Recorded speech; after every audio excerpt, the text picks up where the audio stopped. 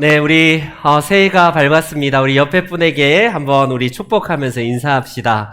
우리 이렇게 인사할까요?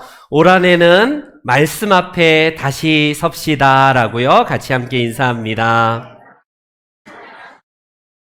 네, 다시 말씀 앞에 서는 우리 귀한 분들 되길 바랍니다. 올 한해 우리 교회의 주제가 표어가 다시 말씀 앞에라는 이 주제로 우리가 함께 하나에 달려갈 겁니다. 그런데 여러분 다시 말씀 앞에 밑에 보시면 우리 교회의 표어가 좀 이상한 표어가 있을 거예요. 아드 폰테스라는 부제가 달려 있습니다. 아드 폰테스. 영어가 아니라 라틴어예요. 저는 라틴어는 모르지만 라틴어가 간간히 우리들에게 명구가 있지 않습니까? 우리 여러 가지 중에 두 중에 하나가 이제 아드 폰테스인데, 아드라는 단어는 영어로 하면 to라는 말이고요. 폰테스는 파운테인스라고 했고, 분수, 원천, 근원, 아니면 소스, 그런 뜻이에요. 즉, 달리 말하면, 근원으로 가자, 다시 원천으로 돌아가자, 이런 뜻을 가진 단어가 아드 폰테스라는 단어입니다. 저 단어는 언제 굉장히 많이 활용이 됐냐면 중세 1000년 동안에 있었던 그 교황청과 그 천주교 제도하에서 눌려있던 것을 이제 깨우는 작업을 두 부류의 사람들이 합니다. 한 부류는 인문학자들, 특별히 에라스무스라는 이 인문학자를 비롯한 많은 인문학자들이 아드 폰테스라는 저 구호를 외치면서 우리가 다시 원전으로 돌아가자, 다시 근원으로 돌아가자라고 해서 르네상스가 이제 발흥이 됐던 것을 우리가 볼 수 있습니다. 이때에 다시 돌아가자고 했을 때 어디로 돌아가자고 하냐면 이 인문학자들은 우리가 잃어버렸던 그리스 신화, 바로 플라톤과 아리스토텔레스와 소크라테스가 그들이 지었던 고전 문서로 우리가 다시 근원으로 돌아가서 그 근원에 맞는 인간성을 다시 회복하자. 이 운동이 문해부흥 운동이에요. 아드 폰테스. 그런데 그 당시에 천주교에 반해서 이제 대항해서 일어났던 또 한 부류의 아드 폰테스를 외쳤던 사람들이 있다면 바로 종교개혁가들이 그들이 외쳤던 바로 주제가 아드 폰테스를 외칩니다. 똑같이 근원으로 돌아가자. 우리가 다시 고대로 돌아가서 그 원천으로, 근원으로 다시 돌아가서 본질로 가자는 것은 인문주의자들처럼 바로 소크라테스의 저작으로 돌아가자가 아니라 하나님께서 우리들에게 들려주신 성경으로 다시 돌아가자라는 운동이 바로 우리 종교개혁가들의 운동이었습니다. 아니, 오늘날의 시대로 보면 너무나 상식적이고 너무도 아무것도 아닌 이 성경으로 돌아가자니 도대체 무슨 말일까? 여러분 아시다시피 천주교는 지금도 교황과 사제의 회의와 교회가 결정한 결정이 성경보다 단연코 권위 있는 그 결정으로 받아들입니다. 그래서 교황이 한 말은 무음해요. 교황의 이야기는 어떤 것도 이의를 제기할 수 없을 정도로 그의 이야기는 완벽한 언어로 이 천주교인들은 받아들입니다. 그리고 교회가 중세 1000년을 넘어서 지금까지도 어떤 사제들의 추기경 회의단에서 회의를 하면 그것이 성경과는 상관없을지라도, 성경에서 말씀하지 않는 것일지라도, 오히려 성경을 반하는 내용일지라도 교회가 결정하면 그게 최고의 권위이기 때문에 그걸 받아들이는 이 분위기가 천주교의 분위기입니다. 그렇기 때문에 우리의 종교개혁가들은 그 모든 제도와 회의와 교회의 직제보다는 하나님의 말씀으로 우리가 다시 돌아가야 된다. 그래서 아드 폰테스를 외친 거예요. 인문주의자들은 인간성의 회복을 위해서 고전을 읽고 고전을 다시 연구하자, 이걸로 돌아갔다면 우리 종교개혁가들은 하나님의 말씀으로 돌아가서 그분의 말씀 앞에 우리가 서서 그분이 뭘 원하시는지 이 말씀의 결정하에 우리는 순복하자, 이거예요. 그래서 개신교와 천주교의 뚜렷한 여러분 구분이 있다면 바로 하나님의 말씀의 경전을 우리는 최고의 권위로 받아들이지만 천주교는 그렇게 받아들이지 않습니다. 우리가 잘 아는 오늘 이 종교개혁가들 중에 대표적으로 우리가 잘 아는 마르틴 루터를 비롯해서 우리 장로교의 효시인, 장로교의 교조인 바로 잔 칼빈, 이 칼빈 선생님을 비롯해서 천주교에 대항하는 천주교를 대항하는 종교개혁 운동을 일으킵니다. 그때 가장 극명하게 그냥 단순하게 말하면 성경을 하나님의 자리로 다시 돌이키고 사제들만 독점하는 성경을 그들의 손에서 뺏어서 일반 성도들에게 직접 그 성경을 읽도록 하는 것이 종교개혁의 운동이었어요. 마르틴 루터도 그가 독일인이기 때문에 독일 사람들이 읽을 수 있는 독일어로 성경을 번역하고 그 번역본이 지금의 이제 초판이 되어서 독일 사람들이 처음 마르틴 루터가 번역한 것을 바탕으로 많이 이렇게 개혁됐고 많이 개정 작업을 펼쳤지만 지금 그 원천이 바로 마르틴 루터가 번역한 성경에 힘입고 있습니다. 여러분, 그 이후에 수없이 많은 종교 개혁가들이 성경을 사제들의 손에서 성도들의 손에게 들려주기 위해서 얼마나 많은 희생과 헌신을 했는지 몰라요. 여러분, 존 위클리프라는 이 영국 사람은 이 영국 사람들이 영어를 쓰니까 라틴어로 된 성경을 누가 읽을 수 있어요? 사제들 지들도 못 읽는데 미사 시간에 미사도 다 라틴어로 하죠. 찬송도 라틴어로 하죠. 성경도 라틴어로 강독하니까 성도들은 1시간, 2시간씩 일어났다 앉았다 섰다 뭐 그냥 아멘만 하지 무슨 말인지 도통 몰라요.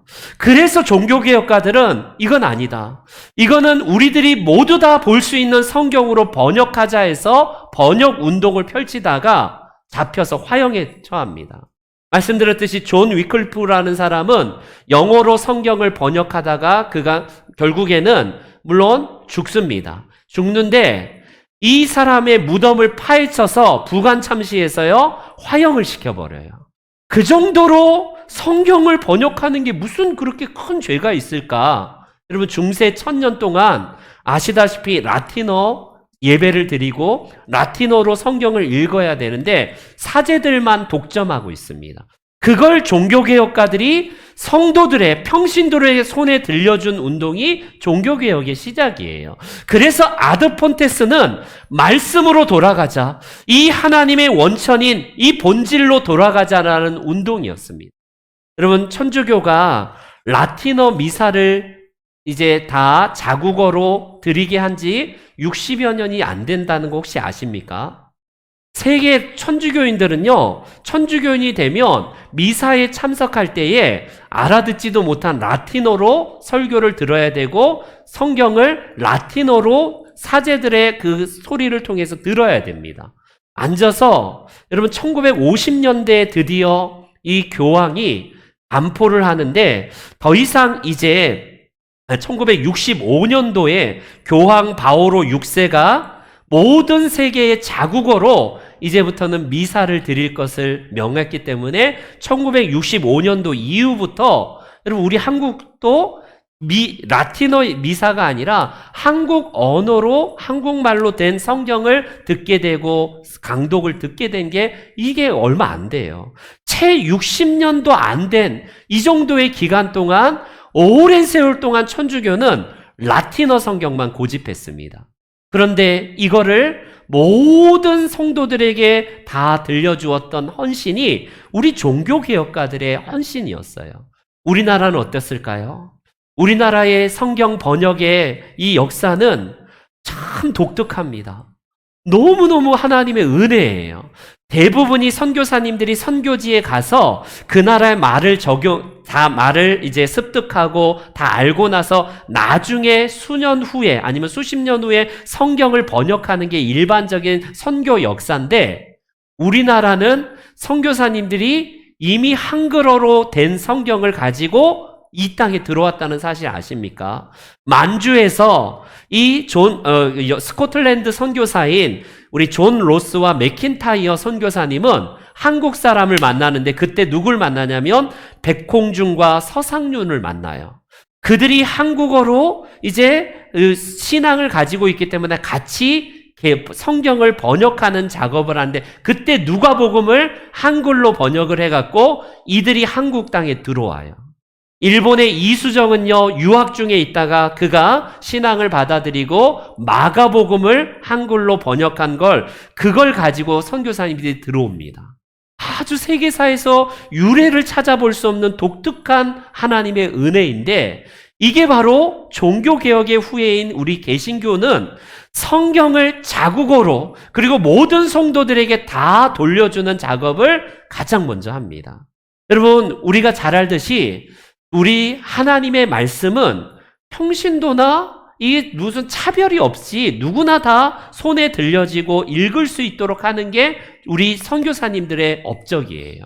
만약에 이게 양반층에만 올라갔다면요, 어려운 한문만 몇몇 사람들만 보는 한문으로 번역했고 한문으로 써놨지 못했을 겁니다. 근데 한글, 쉬운 한글로 누구나 읽을 수 있는 사람이면 그 당시 아녀자들, 여자와 아이들은요, 정말 홀대받았던 계층 아닙니까? 그들도 하나님의 말씀을 듣고 읽고 묵상할 수 있도록 그들의 손에 들려주었던 것이 선교사님들, 한국에 온 선교사님들의 이들의 업적이에요. 특별히 천민들은 어떻습니까? 이들은 아예 천민들은 이 접근도 못하는 신분제가 뚜렷한 이 구한말에 우리나라에 들어온 선교사님들은 그들도 하나님의 자녀다. 누구나 다 양반이나 천민이나 하나님 안에서는 다 평등하다 해서 그들에게도 여러분 성경을 들려줬어요. 이게 우리나라의 독특한, 아니 전 세계에서 개신교가 이 모든 것들은 선교사님들이 이 성경을 번역함을 통해서 라틴어가 아니라 자국어로 읽게 하고 그 억압받던 계층 또한 이 말씀을 통해서 하나님의 사람이 되게 하는 원동력이 된 게 성경입니다. 그래서 종교개혁의 후예인 우리들은 계속해서 아드 폰테스, 원천으로 돌아가자, 근원으로 돌아가자라는 운동을 지금도 펼치고 있는 거예요. 그래서 하나님의 말씀이 아니고서는 그 모든 다른 것이 위에 올라갈 때는 아니다. 종교개혁의 우리의 그 기치에 따라서 항상 하나님의 말씀이 최고의 권위가 되어야 된다. 이거예요. 그런데 어떻습니까? 올 한해 우리가 공동체로 성경을 읽기로 목표하고 이제 달려가려고 해요. 그런데 여러분, 신앙의 선배들이 우리에게 들려준 이 유산, 얼마나 귀한 값진 이 성경이 우리 손에 있는데도 불구하고 너무 천덕꾸러기가 되어버렸습니다. 성경은 이곳저곳에서 막 굴러다닌 지 오래되었고 이미 성경은 나는 잘 안다는 이유로 성경을 보는 것이 멀어지지 않았나요? 그래서 어떤 분은 그냥 농담조로 유머로 한국교회에 후탁신자가 많다 이런 말을 하는 거예요. 후탁신자. 후탁이 뭘까? 예배 시간에 막 너무 늦어서 후다닥 뛰는 게 후탁신자일까? 성경을 탁 던져놓고 일주일 동안 먼지 쌓여 놓은 다음에 교회 가기 위해서 어쩔 수 없이 그냥 가는데 먼지가 쌓여 있으니까 탁 치고 딱 교회를 간다 해서 후탁신자래요. 여러분, 우리의 그냥 이게 굉장히 유머처럼 보이죠. 우리의 지금 본질을 이야기하지 않습니까? 성경이 먼지 쌓인 지가 오래되었고 최근에는 너무 현대화돼 있어서 다 그냥 성경도 띄워주죠. 그냥 찬송가도 다 띄워주죠. 그러니까 굳이 들고 나올 필요도 없고 그냥 그 주간에 몇 절, 많아야 10절 이내에 그냥 성경 본문만이 전부 그냥 눈으로 보고 그냥 그게 전부인 것으로 만족하다가 또 다음 주에 우리가 예배를 드리고 있지는 않습니까? 여러분, 우리는 언제 성경을 읽어야 될까요? 우리가 왜 성경을 읽어야 될까요? 여러분, 우리는 한 끼를 먹지 않으면 저 같은 경우는 배가 고파지기 시작하고 그래서 좀 신경질 나기 시작하면서 두 끼를 안 주면 여보 밥 줘! 하면서 막 짜증을 냅니다. 막 밥을 안 먹으면 배고파요.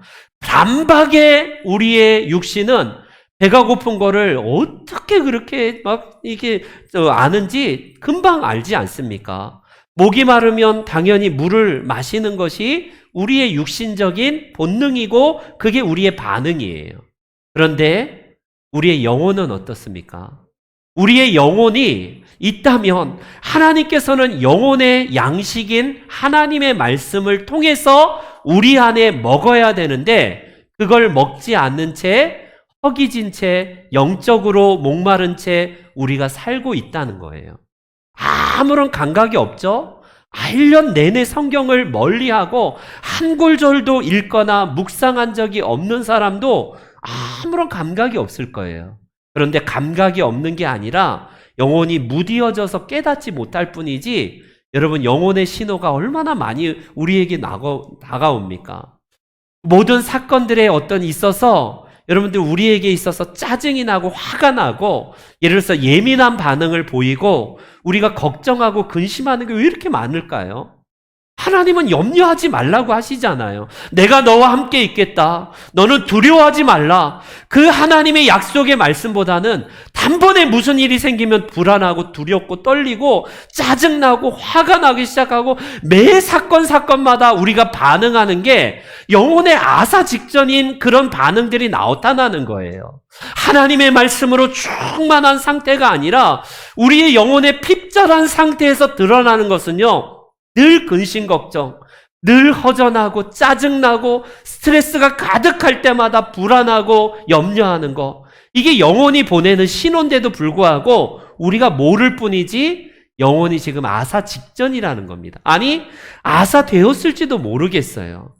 그래서 우리는 밥을 한 끼라도 안 먹으면 배고픈 것처럼 하나님의 말씀을 우리가 찾아서 늘 묵상하고 주야로 묵상하는도다. 우리 신앙의 선배들과 성경의 기자들이 그렇게 이야기하는 거예요. 이 말씀을 늘 가까이 함을 통하여서 내가 이 육신의 양식을 먹는 것과 똑같이 하나님의 양식을 먹고 있다면 그 사람은요 영혼의 풍성함을 경험할 겁니다. 마태복음에 보면 예수님께서 공생애를 시작할 때에 여러분 3가지 시험을 받는 내용이 나와요. 하필 여러분 40일을 금식했던 예수님이 40일 금식하니까 내가 진짜 영혼이 막 튼튼해진다. 물론 예수님이 그러실 수 있지만 예수님을 뭐라고 마태가 소개하냐면 40일을 밤낮으로 금식한 후에 줄이신지라. 예수님도 우리와 똑같은 육신을 가지고 계신지라 한 끼를 안 드시면 배고프신 분이에요.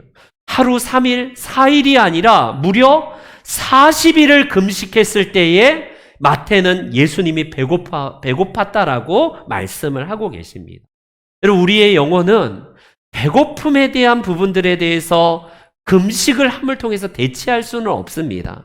그런데 40일 금식하는 것을 보면서 왜 예수님은 이 시험을 맞닥뜨렸을까? 마귀는요, 이때 예수님이 뭐가 필요한지 제일 잘 알고 다가옵니다.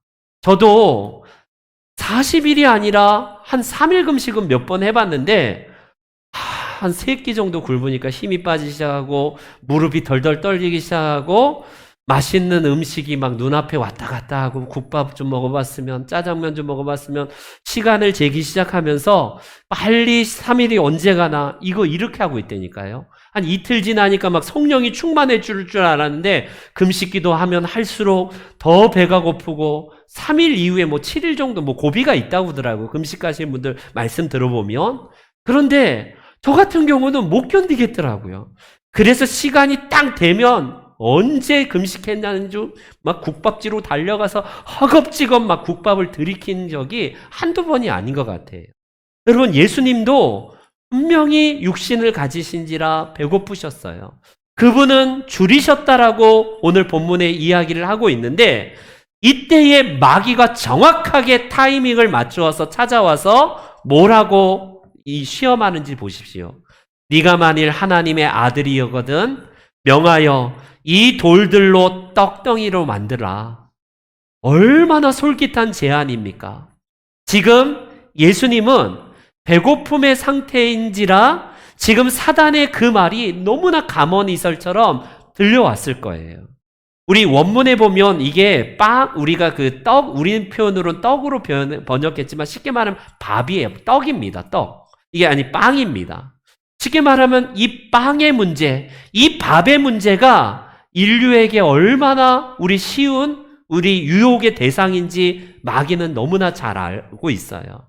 그래서 의식주의 문제를 해결하지 않고서는 인간은 다른 것으로 만족하지 못하는 경향이 있지 않습니까?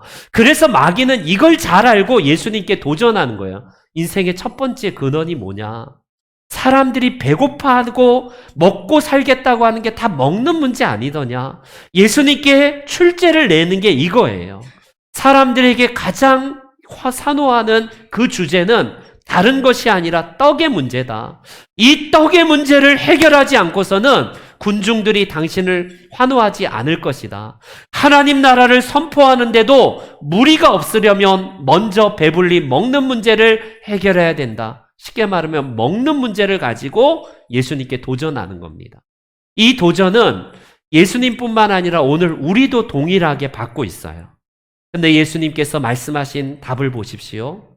우리가 잘 아는 우리 마태복음 4장 4절에 보니까 사람이 떡으로만 살 것이 아니고 하나님의 입으로 나오는 모든 말씀으로 살 것이다. 다시요. 사람은 떡으로 살지 말라가 아니에요. 떡으로만 살 것이 아니다. 우리 인생의 근원이 배고픔의 문제, 육신적인 배고픔을 해결하는 거 이 예수님도 잘 아십니다. 그러나 그것으로는 진정으로 사람다워질 수 없다는 거예요. 우리가 진정으로 하나님의 백성으로 살기 위해서는 그분의 입에서 나오는 모든 말씀으로 사는 존재가 하나님의 사람이다. 이렇게 예수님은 선포하고 계십니다. 여러분, 누가 떡을 싫어하겠어요? 누가 돈을 싫어하고 누가 의식주를 피하고 싶어 하겠습니까? 가장 기본적인 이 본질을 우리는 누구나 다 추구해요. 문제는 뭡니까? 거기에 함몰되어서 거기에서 울고 웃고 스트레스 받고 일평생 그게 전부인 것처럼 살다가 끝나는 게 우리의 인생 아닙니까? 그러나 예수님은 뭐라고 해요? 사람은 떡으로만 사는 존재가 아니야. 하나님의 백성들은 하나님의 말씀을 붙들어야 진정으로 인생의 기쁨이 뭐고 생명의 기쁨이 무엇인지를 말씀을 통하여서 누리고 깨닫는다. 이거 아니겠습니까? 그렇기 때문에 여러분, 육신의 한 끼를 먹는 것 이상으로 하나님의 말씀을, 양식을 먹기 위해서 얼마나 목마르고 허덕이고 그렇게 찾아 헤매했는지 한번 점검해 보십시오. 예수님은 분명히 사단을 대항할 때에 무슨 말씀을 하냐면 신명기에 나온 말씀을 인용하시면서 사탄의 유혹을 과감하게 물리쳐요.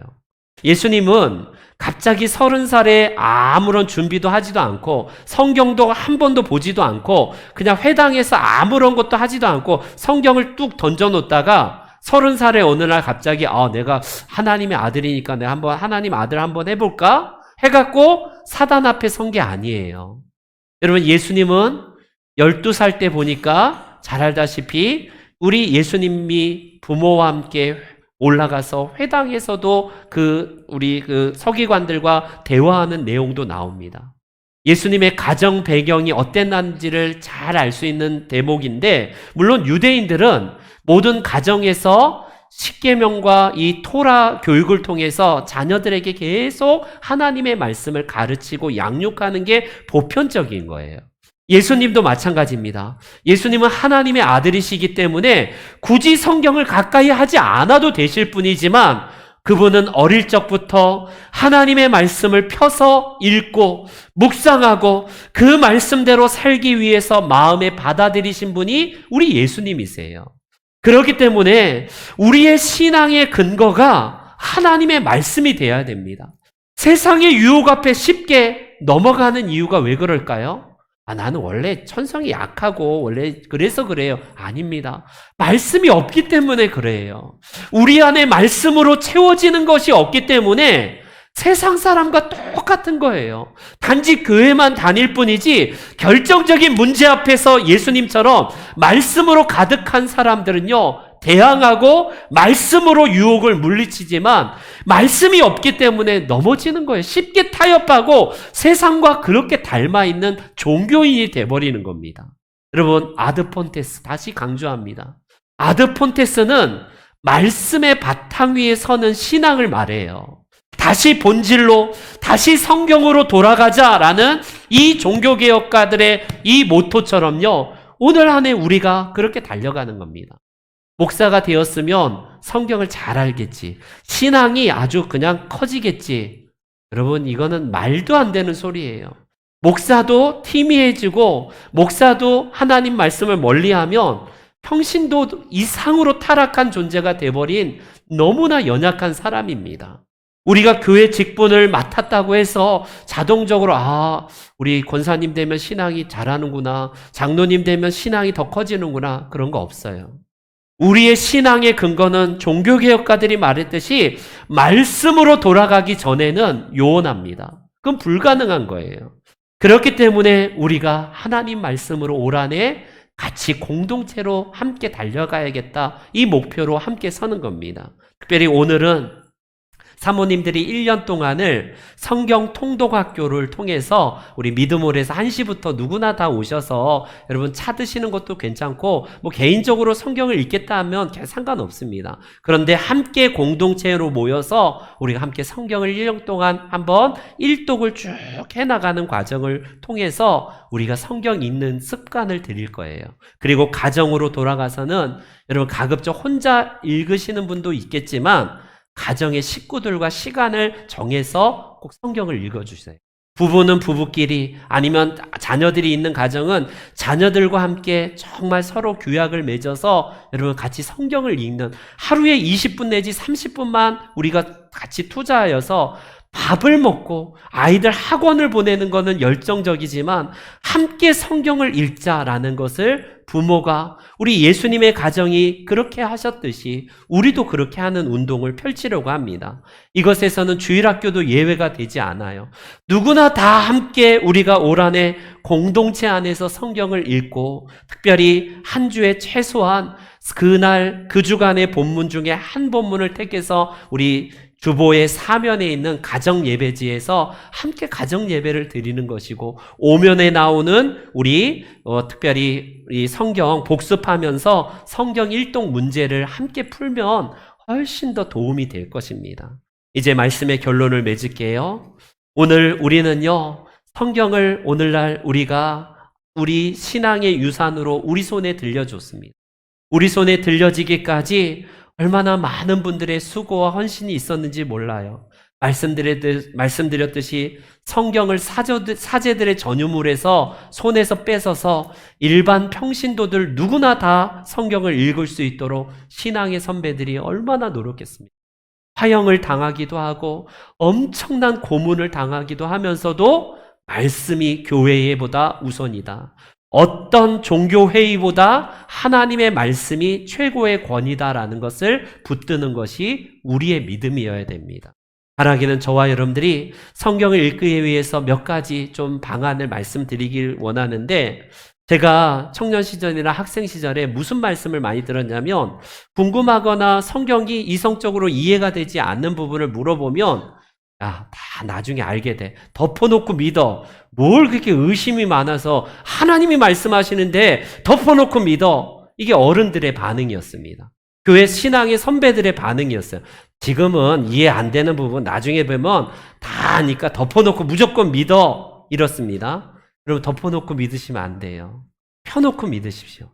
때로는 성경이 어려우면, 여러분 성경이 농담한 유머가 아닌데, 여러분 이 어려우시면 개역 개정본보다는 쉬운 성경이나 현대어 성경, 현대인의 성경, 우리말 성경 이런 거를 좀 참고하셔서 읽으시면 훨씬 더 이해도가 높습니다. 그래서 우리 자녀들에게는 여러분 꼭 개역개정판을 고집할 필요 없어요. 가정에서 공동으로 성경 읽을 때는 쉬운 성경이나 우리말 성경 이런 성경을 참고하셔서 같이 읽는 것도 도움이 됩니다. 두 번째로, 올해 목표를 여러분 헬스클럽 끊어서 1월부터 열심히 운동하시는 분들이 계실 거예요. 추천합니다. 운동 열심히 하셔서 근육을 키우고 몸매를 가꾸고 건강을 유지하는 게 당연하죠. 그러나 영혼의 근육을 여러분 키우셔야 됩니다. 우리 아까 말씀드렸듯이 영혼이 핍절한 상태에서 보내는 사인들이 있다고 하잖아요. 말씀으로 살기 위해서 몸부림치기보다는 짜증나고 스트레스 받고 화가 나고 관계에선 늘 부딪히고, 이게 뭐냐면 하나님의 말씀에 영혼의 근육이 없기 때문에 그래요. 그렇기 때문에 말씀에서 하나님 나를 붙잡아 주시라고 이 말씀을 읽을 때에 주께서 내게 어떻게 말씀하시는지를 하나하나 우리가 읽어가길 원합니다. 다독도 좋아요. 막 10독, 20독, 30독 목표로 해도 좋지만 중요한 것은 한 독을 하더라도 이 말씀에서 도대체 무슨 말이야? 어려운 건 넘어갈 수 있지만 여러분 이 말씀에서 하나님 마음을 읽으시면서 여러분 이 말씀을 그 마음을 읽으시면서 한번 성경을 쭉 묵상하면 좋겠습니다. 왜 예수님을 보내주셨을까? 왜 예수님이 지옥을 만드셔서 이렇게 고통스럽게 할까? 왜 고통스럽게 할까보다는 하나님이 이때 이 말씀하실 때 어떤 마음이었을까? 그 마음을 읽어가면서 읽는 것이 우리가 성경을 읽어가는데 굉장히 중요한 요소라고 할 수 있습니다. 여러분, 올 한해 우리가 함께 공동체로, 우리 함께 가정에서 교회적으로, 그래서 사랑방에 또 완독해서 우리가 함께 이런 운동을 통해서 이번 주간부터 이제 시작되는 성경 읽기를 우리가 달려갈 때에 여러분들과 함께 하는 이 성경 통독이 얼마나 큰 유익이 되는지를 우리가 이제 서서히 발견하게 될 겁니다. 성경을 읽는 유익 중에 하나가, 처음에는 내가 성경을 읽어요. 내가 한번 이것을 해석해 보겠다라고 읽습니다. 어느 순간에 깊이 묵상하다 보면 성경이 나를 읽어요. 내 삶을 읽고 내 삶의 자리가 안 된다라고 하면서, 내가 이 성경을 파보고 내가 주체인 줄 알았는데 하나님의 말씀이 나를 만지시고 내 삶을 거울로 보여주시고 보여주시고 그것을 나를 읽으시는 하나님의 마음이 분명히 성경 안에 있습니다. 바라기는 오늘 본문의 마지막, 본문 우리 14절 말씀을 다시 한번 봉독해 볼게요. 다 같이 올해 성구이니까 가급적 암송해 주시면 좋겠습니다. 신명기 30장 14절 말씀 다 같이 우리 함께 봉독합니다. 시작. 오직 그 말씀이 내게 매우 가까워서 내 입에 있으며 내 마음에 있은즉 내가 이를 행할 수 있느니라. 아멘. 여러분, 이 말씀이, 하나님 말씀이 내 입에 가깝고 내 마음에 가까이 한다면 하나님은 이것을 능히 행할 수 있대요. 말씀의 순종도 너무 수월할 겁니다. 바라기는 우리 성도님들 올 한해